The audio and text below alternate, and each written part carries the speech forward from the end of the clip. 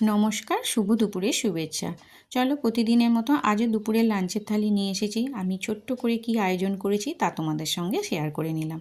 প্রথমেই দিয়ে দিলাম শিম আর পালং শাক একসাথে ভেজেছি, আর দিয়ে দিলাম গরম ভাত।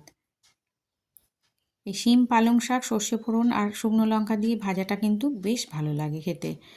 তোমরা শিম দিয়ে করো কি না জানি না, আমরা কিন্তু পালং শাকটা মাঝে মাঝেই শিম দিয়েই একটু ভাজি। আর দেখো করেছি, আজকে না আমার ক্যামেরাটা ধরতে একটু অসুবিধা হয়েছে, আমার ছেলে বাড়িতে নেই।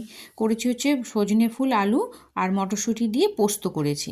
তো একটু ধরার দেখানোর অসুবিধা হচ্ছে, ক্যামেরাটা ঠিক জায়গায় রাখতে পারিনি, একা একাই করেছি তো।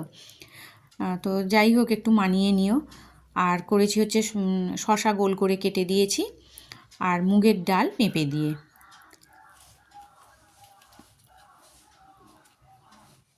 আর করেছি হচ্ছে রুই মাছের ঝাল, এটাও সর্ষে পোস্ত বাটা দিয়ে করেছি, কাঁচা লঙ্কা দিয়ে। আচ্ছা, ধনে পাতা ছিল না, ধনে পাতা দেওয়া হয়নি।